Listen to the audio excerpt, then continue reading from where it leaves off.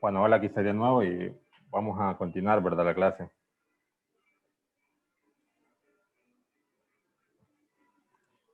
Y estamos viendo, bueno, la primera diapositiva, que tenía beneficios, ¿verdad? Y por lo general lo que tiene son más beneficios y puede ser perjudicial si es mal utilizada con bajos estándares de calidad.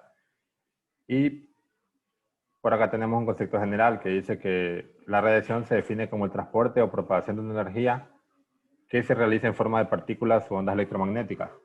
Entonces nosotros ya habíamos visto eso de ondas electromagnéticas, que era una perturbación que transporta energía. Las ondas en general, ¿verdad? Como por ejemplo teníamos ondas mecánicas, como el agua moviéndose en un río o un lago.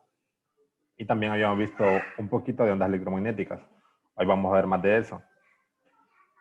Y las radiaciones en general, la parte de ondas, pueden ser algunos tipos de partículas, que también las vamos a estar explicando al inicio, ¿verdad? En la parte general. Entonces, para entender las radiaciones hay que ver el origen, el origen de estas. Y entonces el origen de ellos está en el núcleo del átomo, por lo general, ¿verdad?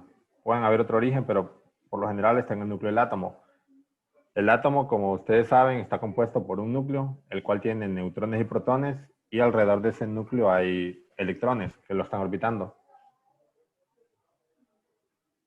Y por acá les dejo algunos datos de las partículas que conforman el átomo.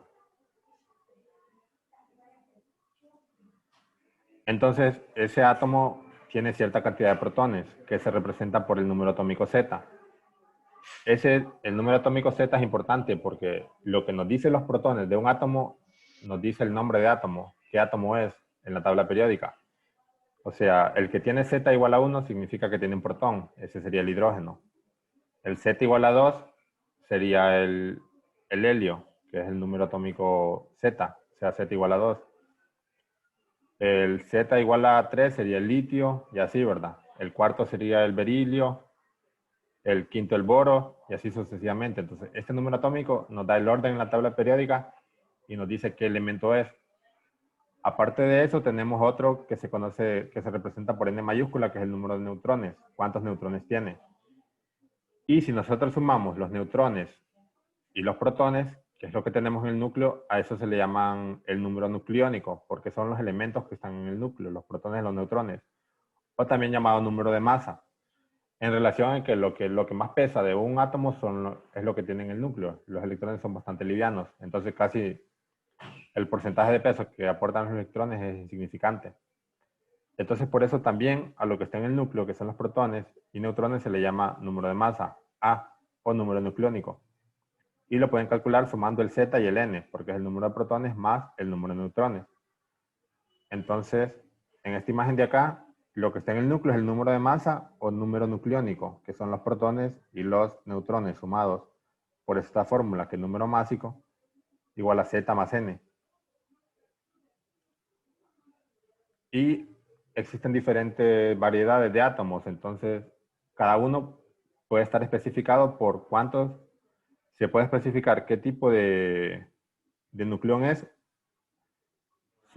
especificando el valor de Z y N. O sea, porque por ejemplo, ustedes podrían tener un A igual a 20, pero puede ser que tengan Z igual a 12, N igual a 8.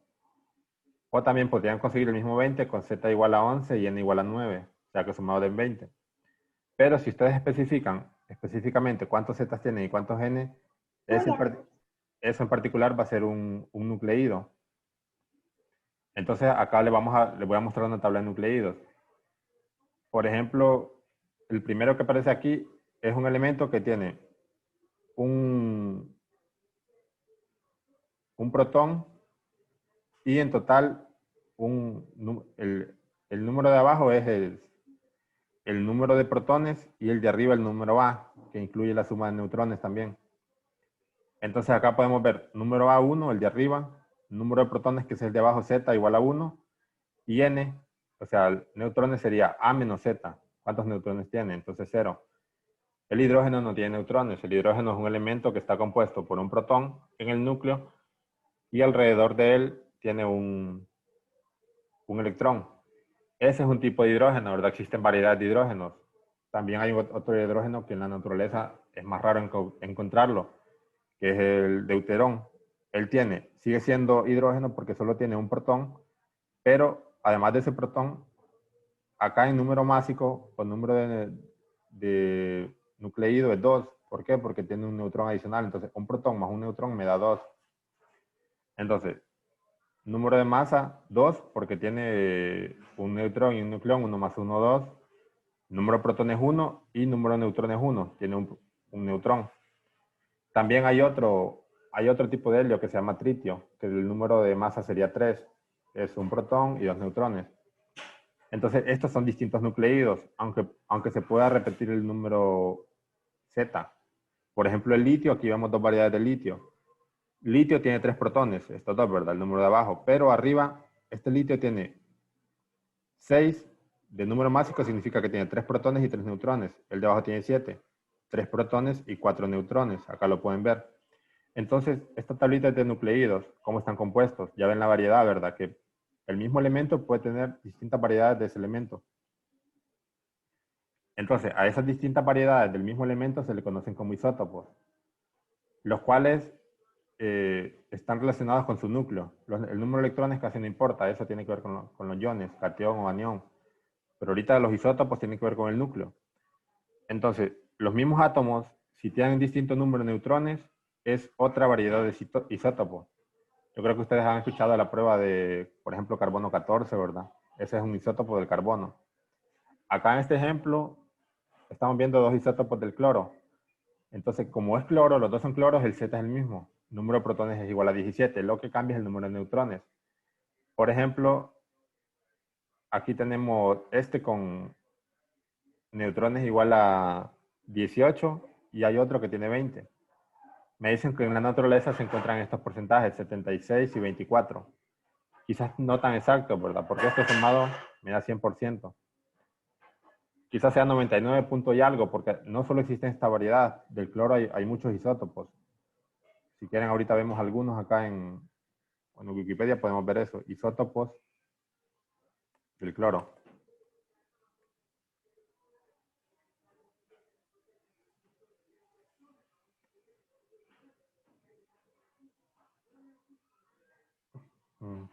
Entonces, miren, todos estos de aquí son isótopos del cloro.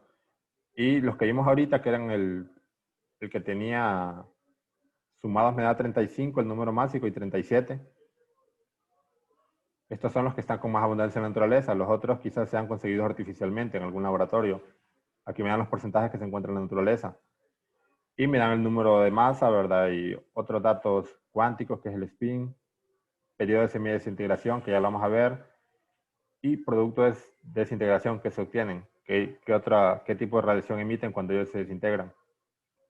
Entonces, miren, del cloro podemos tener todas estas variedades de cloros. Solo les ponen el número de arriba, que es el número másico, porque el de abajo en todos es 17, porque el cloro tiene 17 protones. Todos estos tienen 17 protones y lo que cambia es el número de neutrones. Entonces, eso es lo que me define un isótopo. Un elemento químico con el mismo número de protones, pero con diferente número de neutrones. Por lo tanto, el número másico es diferente, porque el número másico es la suma de protones con neutrones. Entonces, eso sería un isótopo, básicamente.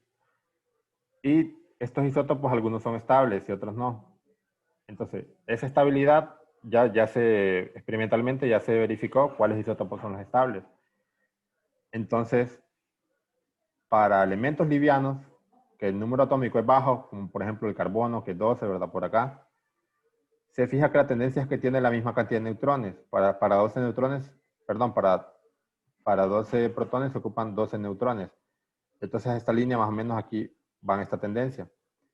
Pero cuando el elemento se va haciendo más pesado, en realidad ocupa más neutrones. Por ejemplo, miramos un elemento que tenga 60. Esta línea recta no es verdad el valor, sino que son estos puntos. Esta línea recta sería si fueran iguales, pero no. Para un elemento que tiene 60, nos vamos acá, ¿verdad? Nos vamos para la derecha, tiene como 90 neutrones para que sea estable. Entonces, los neutrones le dan estabilidad al núcleo. Para los núcleos pesados.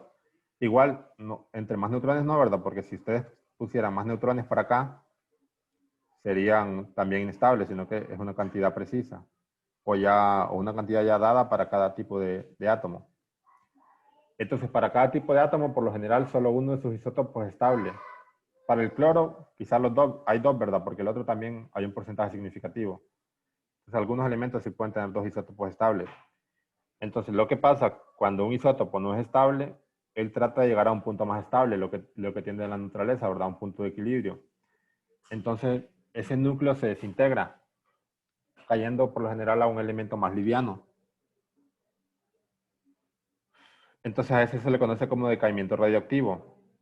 Ese núcleo se desprende de cierta cantidad de sus protones o neutrones y se convierte en un núcleo más liviano. O también a veces emite otro tipo de radiación. Puede emitir partículas como protones, neutrones, o puede emitir energía, como radiación alfa, rayos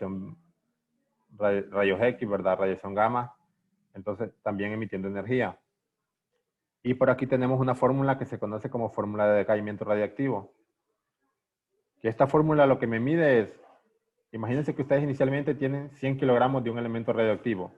Lo que me mide es cuánta cantidad me queda en el tiempo de ese elemento, considerando el N0, que son los 100 kilogramos iniciales, multiplicado por una función exponencial negativa, multiplicada por el tiempo y por una constante de decaimiento.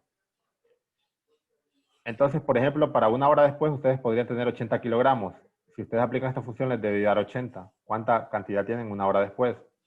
O para 5 horas después, quizás 60 kilogramos. Entonces esta función es exponencial.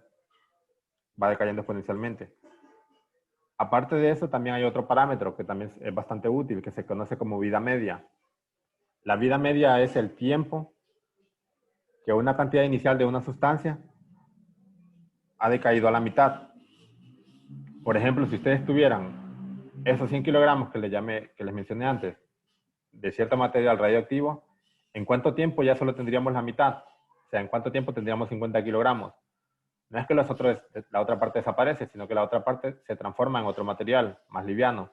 Entonces, ¿en cuánto tiempo tendríamos la mitad del material inicial, original? Entonces, eso lo pueden calcular dividiendo 0.693 entre la constante de decaimiento o también experimentalmente. Entonces, viendo estos dos parámetros en una gráfica, el decaimiento radiactivo, que es exponencial, y la vida media, yo lo puedo ver para diferentes elementos. Por ejemplo, el carbono 14 decae de esta manera, o sea, bastante rápido, ¿verdad? Estos son elementos por lo general estables. Por ejemplo, el carbono 14, acá dice el tiempo. Esta es la función exponencial, la gráfica. Si se fijan, si tienen un 100%, a pasar del tiempo, ¿qué porcentaje le va quedando de lo que tenían inicialmente? Y el valor que miden acá, estos números es la vida media. Por ejemplo, el carbono dice 0.0057 millones de años o 5.700 años. Por eso es que una prueba para datación de, por ejemplo, de hace cuánto tiempo estuvo vivo algún resto de algún animal, lo hacen por datación de carbono 14.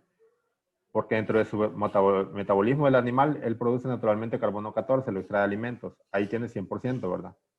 Después de que él muere, no puede producir más, entonces empieza a decaer, ¿verdad? Y dependiendo qué porcentaje de ese carbono 14 todavía está emitiendo, o eso lo pueden medir con unos aparatos, ¿verdad? Que miden el decaimiento. ¿Cuánta emisión tienen? Si tienen poca emisión, es que hace mucho tiempo murió, ¿verdad? Entonces pueden, con ciertas ecuaciones, encontrar hace cuánto tiempo estuvo vivo. Eso lo hacen como en arqueología, ¿verdad? O paleontólogos que están viendo eso. Por ejemplo, en las cuevas de Talgua. Vieron hace cuánto tiempo vivieron esas personas con esas calaveras, ¿verdad? Midiendo el carbono 14. También hay otros elementos. Por ejemplo, el uranio 235. Ese tiene una vida media incluso más larga, 713 millones de años. Entonces, el uranio 235 en realidad no es tan peligroso porque la vida media es alta. Es muy probable que él vaya a decaer. Él es en realidad bastante estable. El que es inestable es otro isótopo del uranio, que es el uranio 238. La vida media es mucho más corto, entonces es bastante probable que un núcleo decaiga, que cuando decae emita otro neutrón y choque con otro uranio, lo haga decaer, y así se produce una reacción en cadena, que va a hacer que a liberar mucha energía. Pero este isótopo no, ¿verdad? No es tan volátil, porque tiene una vida media larga, sino que es el uranio 238. Esto ya se usa bastante como en producción de energía eléctrica o en bombas atómicas. Para, por ejemplo, para tratamientos de radioterapia se usan materiales producidos en laboratorio como cobalto 60, que la vida media es corta, por ejemplo, 14 días. Entonces, igual las pastillas son pequeñas, pero no es tanta cantidad. Entonces, en esos 14 días, si ustedes los ponen, van a recibir radiación, que es la que se está utilizando en esa radioterapia. Entonces, el uranio 235 no sería bueno para eso porque no emite tanta radiación. Su vida media es muy larga. Entonces, isótopos con vida media corta emiten más radiación que isótopos con vida media larga. Y vamos a ver algunas de las interacciones más básicas ahora que puede tener la radiación con la materia. Hay muchas más, ¿verdad? Pero miramos como las más básicas. Las más básicas, en resumen, serían dos. Cuando la radiación interactúa con la materia, a la materia con la que él interactúa le puede ocasionar dos cosas. Una, ionizarlo, otra, excitar los núcleos atómicos. Entonces veamos qué significa cada una de esas dos. Por ejemplo, la radiación ionizante, para empezar. Esta radiación, como su nombre lo dice, es que ioniza el material. ¿Y qué es ionizar? Es convertir los átomos que originalmente son neutros en iones. Ya puede ser un catión o un anión, iones positivos o negativos. Por lo general los convierte en iones positivos, porque lo que hace la radiación, si la radiación pasa cerca de un núcleo, esta radiación le puede aportar tanta energía a algún electrón que esté en una capa externa y arrancarlo. Entonces, si lo arranca, ¿qué pasa? Este átomo originalmente era eléctricamente neutro. Entonces, ¿qué pasó? Como le arrancó un electrón, tenía, por ejemplo, 7 protones y 7 electrones. Después de que se lo arranca, tiene 7 protones y 6 electrones. Entonces, él tiene un protón más que un electrón, queda cargado positivamente. Entonces, por una parte tenemos una carga positiva y por otra parte el electrón arrancado, que es negativo. Entonces, esto es un par iónico, un ion positivo, que sería todo esto, y el electrón, un ion negativo. Entonces, cuando ocurre esto, se dice que esta reacción formó un par iónico. Entonces, los átomos quedan cargados, ¿verdad? Eléctricamente del material que fue irradiado. Son como radicales libres, ese tipo de átomos. Entonces, esto sería una radiación ionizante. A la vez, este electrón que quedó libre podía interactuar con otro átomo y causarle lo mismo, volverlo a ionizar. Y el otro electrón del otro átomo también. Entonces, una sola radiación puede ionizar varios átomos, no solo uno, ¿verdad? Aquí se explica con uno solo. Y el proceso de excitación del núcleo, si la energía no es tan fuerte, lo que puede pasar es que un electrón que está en una capa interna, por ejemplo, aquí en la segunda capa, le aporta energía, pero en lugar de arrancarlo, solo lo pase a otra capa más externa, a la tercera, por ejemplo, lo que pasó aquí. Hizo un salto como de esta capa a la siguiente. Entonces, después de eso, ese electrón no se siente tan cómodo en la tercera capa, él quisiera volver a la segunda, entonces él naturalmente vuelve a la segunda, donde está más estable. En ese proceso, como en la segunda él tiene menos energía, libera energía en forma de fotones. Entonces, esta energía, este fotón también puede ser considerado como un tipo de radiación. Entonces, cuando él decae, libera energía en forma de fotones, que es un tipo de radiación. De acuerdo a la longitud de onda de los fotones, puede ser radiación gamma, por ejemplo. Entonces, esta radiación que libera también podría volver a hacer lo mismo, a excitar a otro átomo vecino, ¿verdad? Otro átomo que esté por ahí cerca. Entonces, aquí lo que pasó es que si hubo un proceso, ¿verdad? Algo le pasó al átomo, pero al final, si se dan cuenta, él vuelve a quedar en su estado original, con el electrón en la segunda capa. Entonces, momentáneamente lo cambió, pero al final de cuentas, eh, él quedó en su estado como estaba inicial. Entonces, a este tipo de radiación que solo excita el núcleo, se le conoce como radiación no ionizante. Entonces, la que le causa un cambio más drástico es la radiación ionizante, porque sí le produce un cambio. Los núcleos de los átomos del material quedan de una manera distinta, como se fijan aquí, ya queda cargado positivamente. Entonces, la radiación ionizante es la que se usa en irradiación de alimentos. Ya lo vamos a ver más adelante, cuál es específicamente. Entonces, esta sería una clasificación de la radiación ionizante y radiación no ionizante. Pero también hay otros tipos de clasificaciones, la cual puede estar especificada si es un tipo de radiación corpuscular o una radiación electromagnética. Las corpusculares también se les conoce de partículas. Eso es cuando los átomos, por algún tipo de caimiento, ellos no están su núcleo tan estable, entonces emiten partículas. Las partículas es materia, ¿verdad? Pueden ser protones, neutrones o electrones. Y la radiación electromagnética, en general, puede ser cualquier tipo de radiación, como la que hemos visto antes, ¿verdad? Microondas, telecomunicaciones, radio FM, radio AM, señal de televisión por antena, ¿verdad? O los rayos ultravioletas del sol, rayos infrarrojos. Todo ese tipo de radiaciones son radiaciones electromagnéticas, las que no transportan materia, solo energía, y pueden ser transportadas a través del vacío. Entonces, las que tienen que ver con materia son radiaciones de partículas o corpusculares, y las que solo transportan energía son radiaciones electromagnéticas. Vamos a ver las dos de manera por encimita, ¿verdad? No nos vamos a meter en tantos detalles. Vamos a ver cuáles son los tipos de radiaciones corpusculares que hay y también radiaciones electromagnéticas. Entonces, corpusculares tenemos tres tipos. Pueden haber más, ¿verdad? Pero en términos generales, los más probables que sucedan son radiación tipo alfa, tipo beta y radiación de neutrones. Entonces, todo esto tiene que ver con cambios en el átomo, ¿verdad? Porque tiene que liberar materia, el átomo que decae de esta manera. Entonces, empecemos por la radiación alfa. La radiación alfa es cuando un átomo no está tan cómodo, ¿verdad? O alguna energía externa que se le agregó hizo que liberara una partícula alfa. Esa partícula alfa es una partícula que contiene dos protones y dos neutrones. Esta partícula se le llama alfa. Si se fijan, es bastante parecida al helio, solo que el helio también tendría dos electrones y la partícula alfa no los tiene, solo tiene dos protones y dos neutrones. Entonces, una partícula alfa puede ser como un helio sin sus electrones. Y esta partícula es pesada, ¿verdad? Dos protones y dos neutrones en términos atómicos son pesados, los electrones casi no. Entonces, como son pesados, la partícula alfa pueden transportar bastante energía. A la vez, como son tan grandes, no tienen tanto poder de penetración, no pueden penetrar tanto en la naturaleza. Entonces, por ejemplo, una hoja de papel la puede detener, ella es pesada. O la piel humana la detiene. Entonces, una partícula alfa tiene un poder de penetración bajo, lo puede tener la piel por ser pesada, pero como ella tiene bastante energía por ser grande, si ella llega a la piel, sí puede causar como quemaduras, porque su poder de ionización es grande. Si ella pasa muy cerca de los átomos, los puede ionizar, tienen poder de ionización grande. Si pasa lejos, incluso como tienen tanta energía, los puede excitar, que es lo que vimos, ¿verdad? Radiación no ionizante. Si quieren, ahorita les muestro otras radiaciones que vamos a ver más adelante. La parte de la penetración.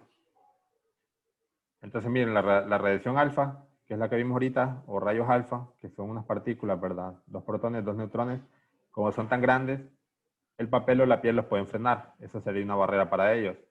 Los rayos beta, que son los que vamos a ver ahorita, tienen una penetración mayor. El aluminio lo frena. Pero el papel no, ¿verdad? El papel lo traspasa. Los rayos X tienen una penetración incluso mayor. El aluminio no lo frena, pero sí el plomo, por ser un material más pesado. O sea, los núcleos de plomo son más pesados que los núcleos de aluminio, entonces los pueden frenar. Y los neutrones o rayos gamma tienen una penetración incluso mayor. El plomo lo pueden pasar y solo los detiene el hormigón. Entonces, esto era para la parte de penetración. Continuamos con la clase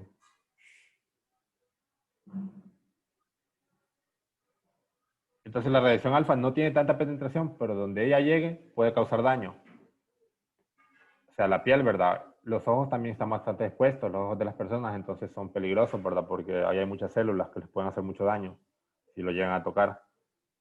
O incluso si es consumida, ¿verdad? Inyectada o algo, ustedes tienen una herida abierta, puede llegarles adentro de su cuerpo, eso sería más dañino que lo reciba su piel. Y la radiación beta, hay varios tipos de radiación beta. Puede ser radiación beta negativa o radiación beta positiva. La positiva se conocen como positrones, la negativa negatrones o simplemente electrones. Los electrones es la misma negativa.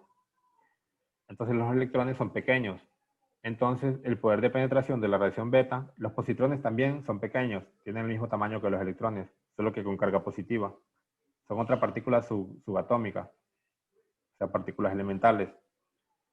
Entonces, las betas negativas son electrones, ¿verdad? Entonces, por ser electrones, tienen un poder de penetración mayor, pero como son más pequeños, tienen menos energía. Entonces, el poder de ionización, o sea, cuánto daño le va a causar a un átomo o a una célula si lo llegan a alcanzar, es menor, pero penetran más por ser más pequeños. Pero el poder en sí, hasta donde ellos penetren, va a ser menor todavía. Y también tenemos la beta positiva, que son los positrones, que su poder de penetración es, es mediano, o sea, lo frena el aluminio, pero el poder de ionización también es moderado, no es tan alto como las partículas alfa.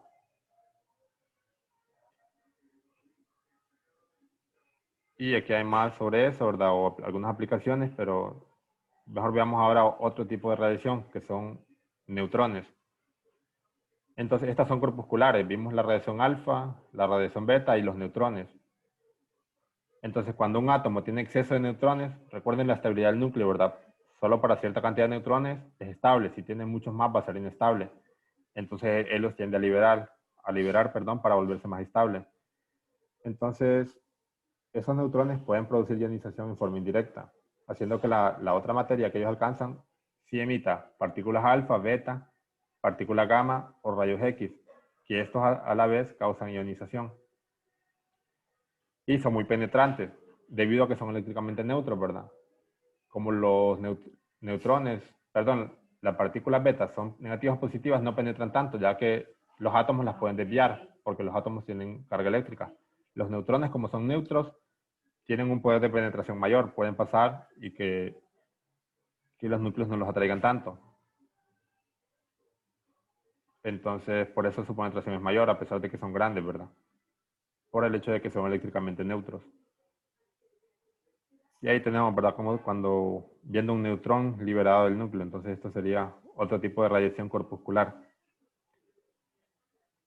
Y veamos ahora radiación electromagnética, que nosotros ya vimos algo de ondas electromagnéticas antes, ¿verdad? Que eran este tipo de ondas que tienen un campo eléctrico y un campo magnético, que es energía, ¿verdad? Pura, sin materia. Y nosotros habíamos visto de las ondas varios conceptos, como era la frecuencia, ¿verdad? Y la longitud de onda. La longitud de onda era la distancia entre dos crestas. A qué distancia se encuentran dos crestas. Y la frecuencia es, por un determinado punto, cada cuánto tiempo pasa una cresta. Entonces puede tener, por ejemplo, si cada 5 segundos pasa una cresta, sería 1 entre 5, 0.2 Hz de frecuencia. Entonces, entre mayor frecuencia tienen, significa que es mayor también la velocidad de propagación.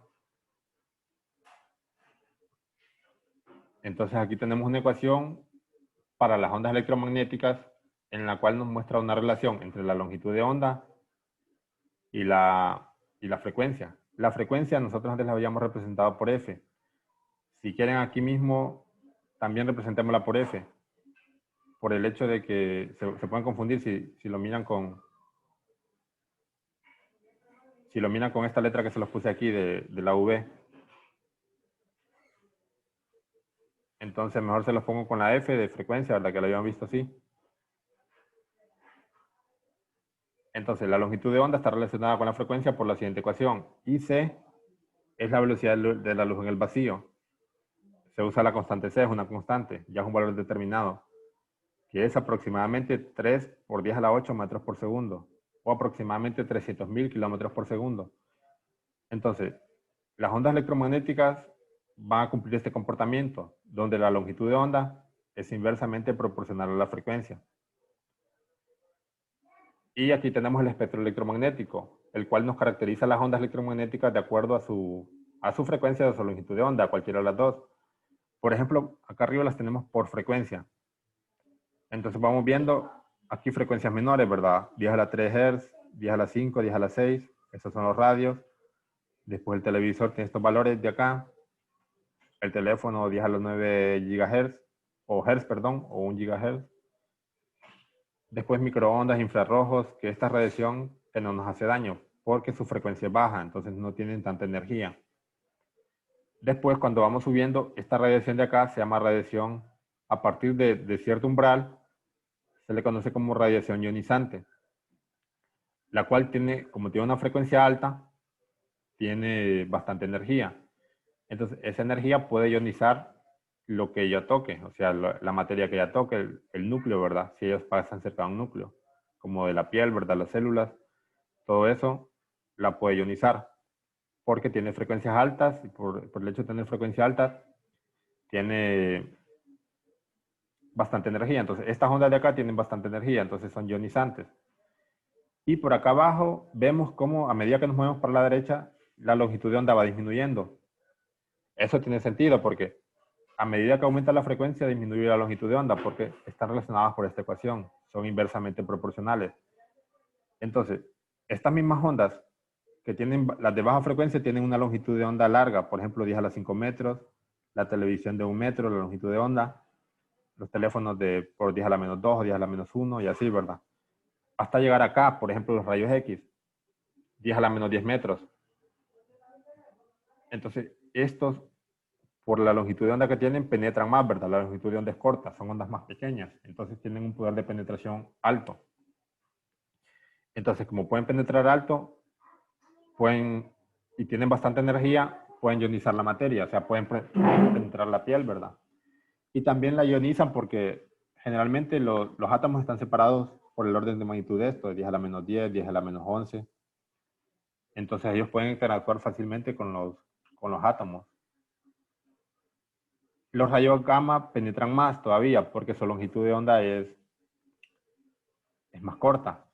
Lo que pasa es que cuando penetran más, como su longitud de onda es más corta, es menos probable que ellos interaccionen con la materia, viéndolo de otra manera. O sea, voy a hacer un dibujo para que entiendan eso.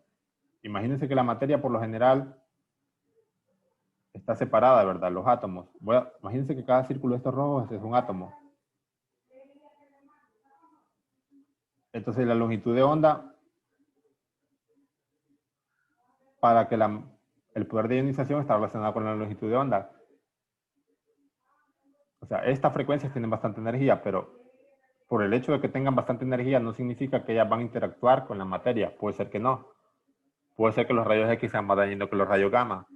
¿Por qué? Porque los rayos X, por su longitud de onda, son, digamos, tienen cerca del tamaño de la separación que existen en los átomos adentro de la materia. Entonces puede ser que interaccionen con alguno, ¿verdad? Causándole, ionizando haciendo que desprenda algún electrón. Mientras que los rayos gamma son mucho más pequeños. Entonces, aunque ellos tienen bastante energía y penetran bastante, como penetran significa que por lo general no interactúa. Puede pasar el material como que si fuera una coladera, ¿verdad? Su longitud de onda es más corta. Entonces puede ser que les pasen a ustedes, pero la probabilidad de que toque algún átomo es bastante baja. Su longitud de onda es pequeña, ¿verdad? Quizás alguno, por alguna razón, sí lo pueda tocar. Siempre hay probabilidad de que alguno lo toque, ¿verdad? Y si lo toca, sí lo va a ionizar, porque sí tiene bastante energía. Pero tiene baja ionización porque es poco probable que lo llegue a tocar. Entonces, esos serían los tipos de radiaciones electromagnéticas que hay. Rayo gamma, que ya los vimos, ¿verdad? Que están especificados por su longitud de onda. Entonces, tienen un poder de penetración alto y un poder de ionización bajo, porque es poco probable que interactúe con la materia. O sea, son ondas electromagnéticas. También tenemos los rayos X, que su longitud de onda es alrededor de 1 angstrom o 1 por 10 a la menos 10 metros. Entonces, esto sí es más probable que interactúen con la materia y su poder de penetración también es alto, incluso sobre el plomo lo frena, ¿verdad? Pero es más probable que interaccione con la materia porque la longitud de onda es más grande que la de los rayos gamma.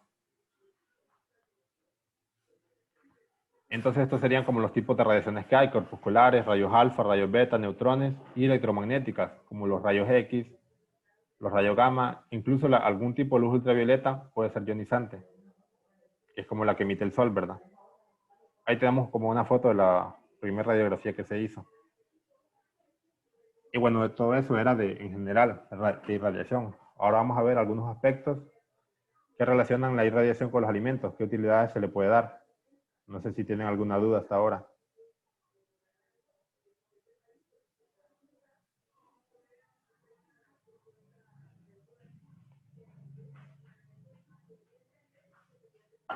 Antes de empezar con esta parte, ¿verdad? Eso era todo cosas generales de la irradiación.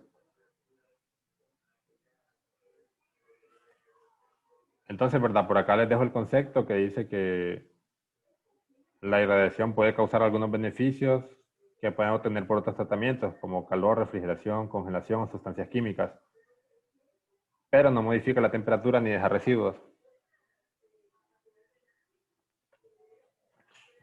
Y sirve para controlar el deterioro de los alimentos y también algunos microorganismos patógenos, como bacterias o parásitos, ¿verdad? Que se pueden transmitir en los alimentos por plagas de algunos insectos. Y la radiación, por lo general, en dosis bajas no afecta el sabor o el olor de los alimentos. Entonces, lo que les decía que puede ser rechazado por algunos consumidores es porque ellos leen esto, de que en algunos países la norma les obliga a que en las etiquetas les pongan que son irradiados. O sea, que dice alimento irradiado, esta etiqueta de aquí.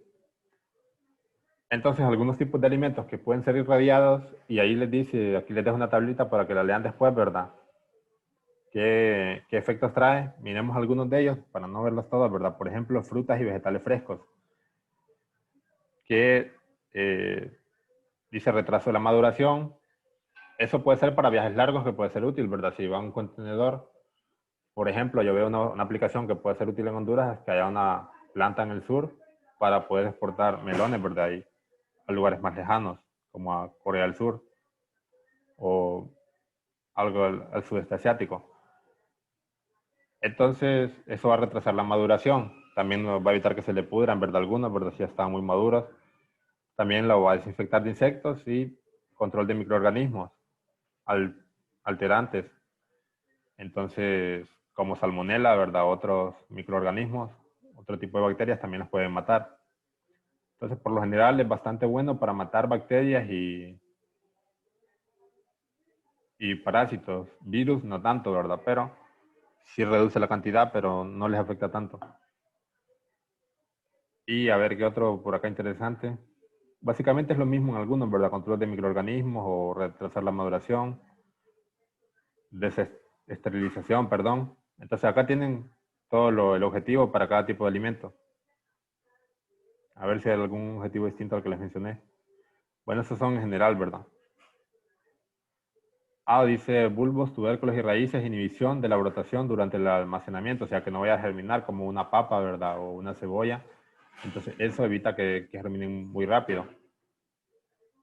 Entonces puede ser útil, ¿verdad? Es útil si el alimento va a ser exportado, porque si va a ser producido en la misma zona, no, por lo general el tiempo en que llega desde la cosecha al hogar es corto. No es necesario, no necesariamente esto vaya a pasar, estas cosas. Quizás sí sería bueno para los microorganismos, ¿verdad? Por si puede tener algo que pueda enfermar a las personas, por algún tipo de control sanitario. Y los tipos de radiación que se utilizan son por lo general rayos gamma, que provienen de una fuente de cobalto. Recuerden que el cobalto se puede desintegrar porque en algún isótopo del cobalto no es estable. Entonces, si él no es estable, tiene un periodo de vida media de alrededor de 14 días en los cuales esas pastillas de cobalto pueden estar irradiando. Entonces, los alimentos expuestos en por ejemplo, pueden tener una bodega que esté blindada con algún tipo de acero, ¿verdad? Que protege la radiación o hormigón o plomo y dejarlo ahí una hora o el tiempo necesario para que se irradie y afecte el alimento, como decir, retrasando la maduración, por ejemplo, o matando microorganismos. Entonces esto sería con cobalto, que son como unos tipos de pastillas que se ven del cobalto 60. Lo malo del cobalto 60 es que su tiempo de vida es corto, entonces por lo general las plantas que producen, donde hay laboratorios de investigación que producen estos radiofármacos, están cerca de aeropuertos, porque muchos países exportan. Por ejemplo, en Argentina la planta que los produce está como a 20 minutos del aeropuerto, que está en las afueras de Buenos Aires. Entonces, eso es porque ellos exportan a Paraguay, Bolivia, Uruguay. Entonces, por esa razón, estas pastillas, como no tienen tanta vida media, después de que son producidas, tienen que llegar rápidamente a su destino, donde van a ser utilizadas. También tenemos rayos gamma provenientes de otra fuente, de cesio 137. Rayos X. Por lo general, estos rayos X, los antiguos, eran un tipo de equipo que se parecía al de uso médico, pero como no era tan fácil de manipularlo por las direcciones o el espacio donde querían irradiarlos, se fueron actualizando. Entonces ya hay equipos más modernos de producción de rayos X, con 5 megaelectronvoltios de capacidad. También tenemos electrones acelerados. Hay aceleradores de electrones, y los electrones son un tipo de radiación beta. Entonces, electrones acelerados también pueden ser utilizados en irradiación de alimentos. Entonces, estos son los tipos más comunes, ¿verdad? Pueden haber otro tipo. El tipo generalmente depende de cuál sea su tratamiento, qué es lo que específicamente quieren destruir, ¿verdad? Si microorganismos, retrasar maduración, todo eso. Entonces les voy a pasar un manual donde van a poder encontrar más información. O también las bacterias, qué tipo de bacterias mata la radiación. También voy a pasar un manual con más detalles por si a alguien le interesa más el tema y quiere leer un poco más al respecto. Y las dosis también son importantes, qué cantidad, ¿verdad? Porque no le pueden dar demasiada radiación. Entonces la dosis es la cantidad de energía absorbida por unidad de masa del alimento, por kilogramo. Entonces, ¿cuánta energía absorbió ese alimento por kilogramo de alimento? Entonces, recuerden que la radiación es un tipo de energía. Entonces, se puede cuantificar de esta manera. La dosis es como energía absorbida por unidad de masa.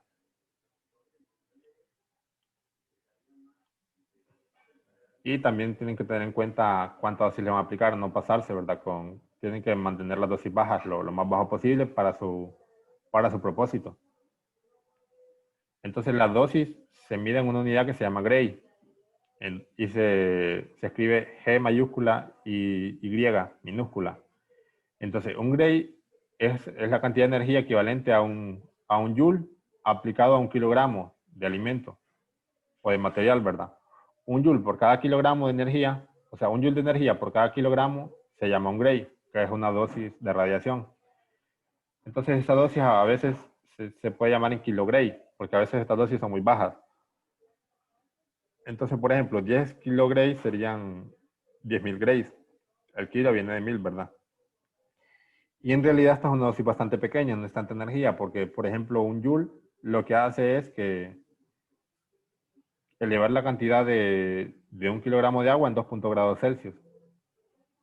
Entonces no es tanta energía en realidad que se le agrega a los alimentos, es poca energía en comparación a un proceso térmico, por ejemplo.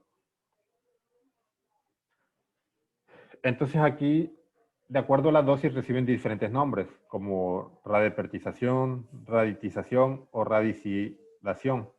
Entonces, cuando se aplican dosis de 25 a 45 kilograys, se le llama radiopertización, y este tratamiento es suficiente para reducir el nivel de microorganismos de acuerdo a aspectos de esterilización. Y aquí les dice que por lo general mata el 99% de microorganismos, pero no virus, ¿verdad? Excepto virus, sino que como bacterias o parásitos.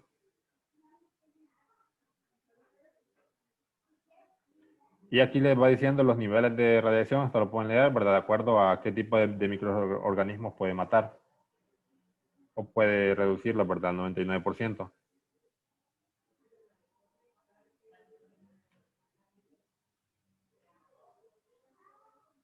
Entonces todo esto está relacionado con qué cantidad de microorganismos o también con el nivel de maduración. Y aquí ya les habla de esa clasificación de acuerdo a la dosis. Si es una dosis baja, ¿qué es lo que le hace al alimento en general? Por ejemplo, dosis bajas de hasta 1 kilogray sería 1000 grays, o sea 1000 joules por kilogramo. Retrasa procesos fisiológicos naturales del alimento, como maduración y envejecimiento de frutas frescas y vegetales, y también controlar insectos y parásitos en los alimentos. Entonces, insectos y parásitos sí, quizás algunos microorganismos no, ¿verdad? Porque como son más pequeños. Y eso del tiempo de maduración y envejecimiento es importante porque también alarga el tiempo de vida en anaquel del alimento. Después tenemos dosis medias que reducen microorganismos patógenos y descomponedores de distintos alimentos. También dice que esto va a servir para reducir los tiempos de cocción de vegetales deshidratados y extender la vida de varios alimentos. Y dosis más altas ya sí sería para esterilizar carne, pollo, mariscos y pescados. Recuerden que los mariscos hay muchos problemas, ¿verdad? Con respecto a microorganismos, porque ahí se reproduce muy rápido. Por ejemplo, en la langosta, ¿verdad? Que incluso ni la matan, ya porque cuando la langosta se muere, ella no se puede defender de los microorganismos, entonces empiezan a florecer muchos. Y por eso las hierven vivas incluso. Y dice que también inactiva enzimas y desinfecta ciertos alimentos, estas dosis altas. Y otros aspectos de la radiación que pueden modificar sabor, color y textura. Esto si las dosis son muy altas, ¿verdad? Quizás están trabajando con una dosis que no era la adecuada para ese tipo de alimento. Pero sí puede cambiar eso, ¿verdad? Entonces hay que ver qué tipo de alimentos. Pero esto se puede evitar trabajando en, en vacío o atmósferas controladas. También, por ejemplo, la carne, por lo general, cuando se va a radiar, suele estar congelada para evitar cambiar el sabor. Entonces, hay varias formas en que ustedes pueden evitar esto, como alterando la atmósfera o agregando antioxidantes o en estado congelado, como dice acá.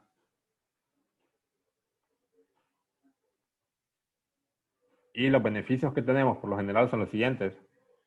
Eh, ya habíamos visto que destruye células que pueden matar microorganismos, insectos y parásitos. Mejora el aumento de la vida de los alimentos, ¿verdad? Porque retrasa la maduración o también deterioro natural en carne, cereales y frutas. Y como hace todo esto, ustedes pueden disminuir la utilización de compuestos químicos, ya quizás no sea necesario utilizarlos incluso, y ya que el alimento esté libre de químicos. Esos son beneficios, ¿verdad? Algunas cosas perjudiciales puede ser el costo, ¿verdad? Quizás es más costoso hacer esto. O también el prejuicio que pueden tener las personas. Entonces, esos son los dos principales, ¿verdad? Existe ese prejuicio, aunque está demostrado que no, que esto en realidad es bueno, ¿verdad? Que no les va a causar ningún daño a la persona.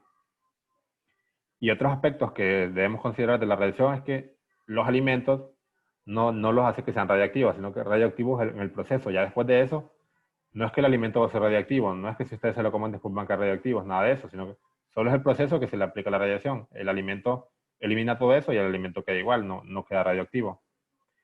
Y la radiación es segura y eficaz.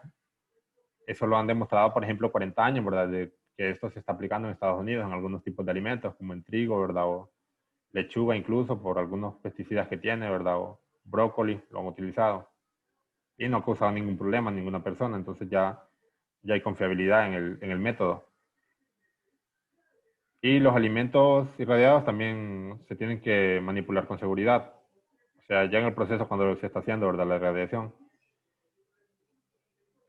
Y la gente en general utiliza productos irradiados todos los días y no se da cuenta. Y con otro tipo de productos no tiene prejuicios, como en medicina, en algunas técnicas de esterilización, por ejemplo, de algunos bisturís, ¿verdad? O material quirúrgico que van a utilizar ellos, se los tienen que esterilizar, entonces usan luz ultravioleta, que puede ser ionizante, para este proceso. Entonces, lo usan todos los días y no tienen prejuicios, pero con los alimentos sí, entonces es otro aspecto a considerar.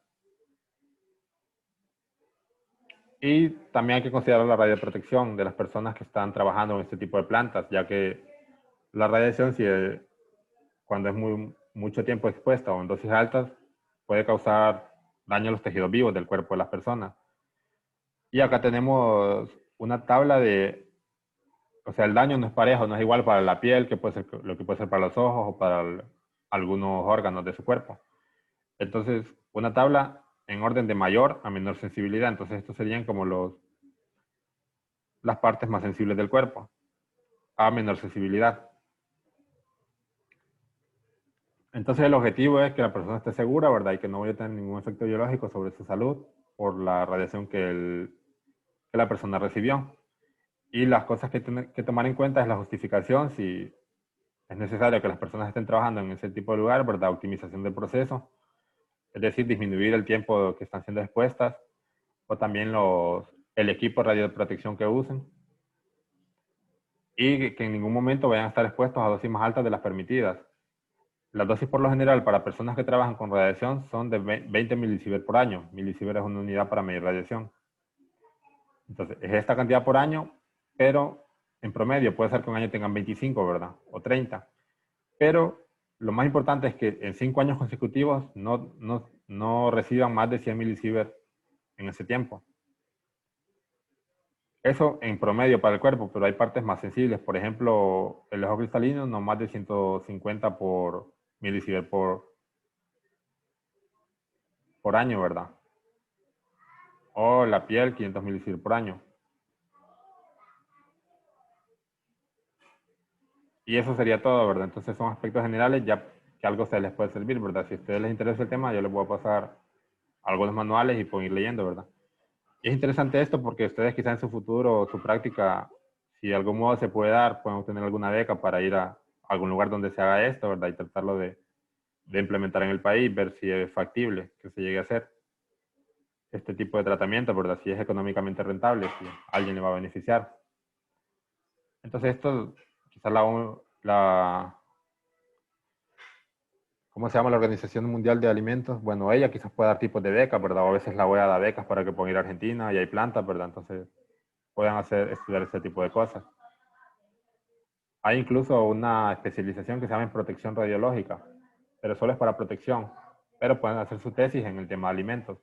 Eso está en Argentina. Y ahí se puede aprender bastante, ¿verdad? Incluso en otros países, también Estados Unidos, Canadá, todo eso. Eso por si a alguien le interesa, le menciono, ¿verdad?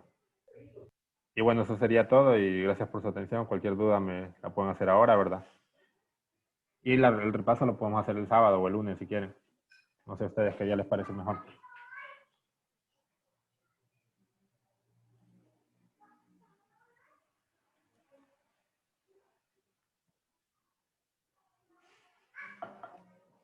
No, bueno, no sé si tienen alguna duda. Si tienen, háganmela. Y si no, hablemos del repaso. El examen es el martes, ¿verdad? O miércoles, depende del día.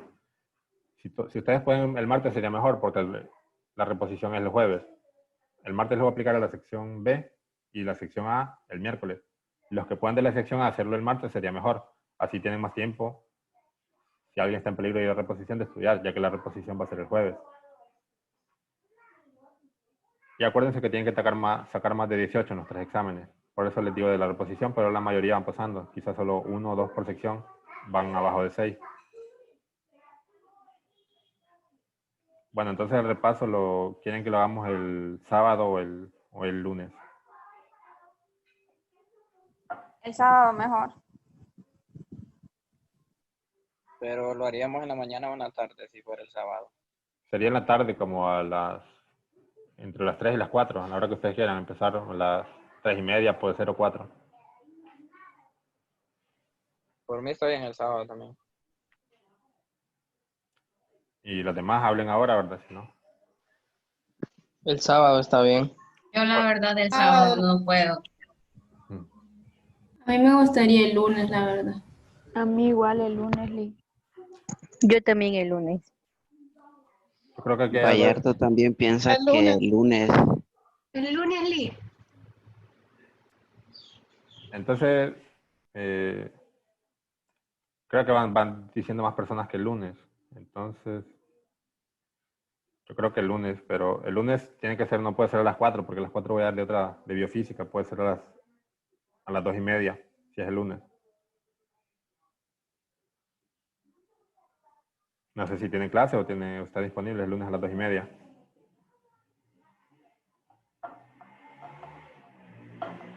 Bueno, entonces la vamos a dejar ¿cómo dice? Está bien, la hora. Bueno, el lunes a las 2:30. Y miren, ya les agregué un laboratorio y en el transcurso de la tarde les voy a agregar todo lo que falta de acumulativo, que va a ser una tarea y unas 2 tareas más. Entonces yo por WhatsApp les digo cuando ya estén disponibles para que las hagan. El laboratorio ya está subido, ya lo pueden ir haciendo. Es un laboratorio de circuitos eléctricos, el que les agregué, para que lo vayan revisando ya si pueden, ¿verdad? Todas las tareas van a ser para el miércoles, para ya que el miércoles en la noche ya se pone su nota, ¿verdad? Entonces todas las tareas quedan para el miércoles. Bueno, el miércoles quizás no, ¿verdad? Si las entregan con tiempo sí, pero ya el jueves sí se puede hacer nota porque el jueves las voy a revisar. Entonces, para que el miércoles las suban. Y bueno, entonces quedamos que el lunes a las 2:30 y yo les aviso por WhatsApp cuando les subo las demás actividades a la plataforma, las que faltan. Y bueno, hasta luego entonces, que estén bien. Bueno, Liz, vamos. Vemos. Bueno, Lee. Bueno, nos vemos.